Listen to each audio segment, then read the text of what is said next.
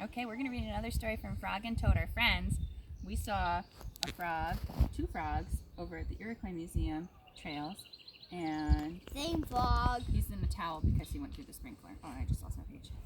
Okay, so we're going to read one of the stories. I love this book. It's a bunch of stories about Frog and Toad. It's called A Lost Button. Toad and Frog went for a long walk.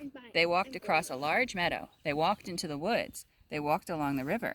At last they went home to Toad's house. "Oh, drat," said Toad. "Not only do my feet hurt, but I have lost one of the buttons on my jacket." "Don't worry," said Frog. "We will go back to all the places that we walked. We will soon find your button." They walked back to the large meadow. They began to look for the button in the tall grass. "Here is your button," cried Frog. "That is not my button," said Toad. "That button is black. My button was white." Toad put the black button in his pocket. A sparrow flew down. "Excuse me," said the sparrow. "Did you lose a button? I found one." "That is not my button," said Toad. "That button has 2 holes. My button has 2 holes. Or my button has 4 holes." Toad put the button with 2 holes in his pocket. They went back into the woods and looked on the dark paths. "Here is your button," said Frog. "That is not my button," cried Toad. "That button is small. My button was big."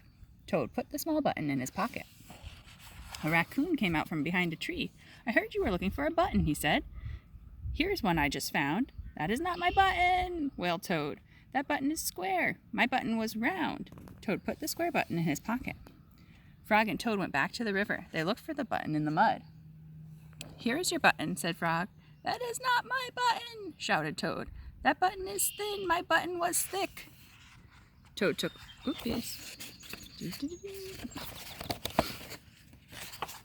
Toad put the thin button in his pocket.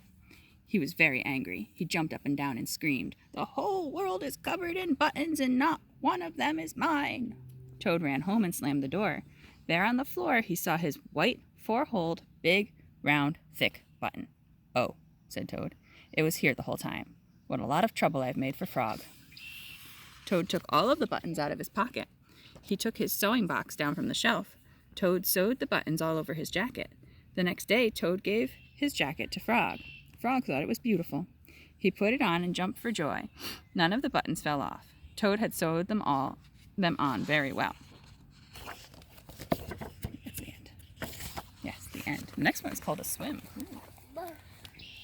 In case you're wondering, there was meowing. It's because of the stray cat in our backyard.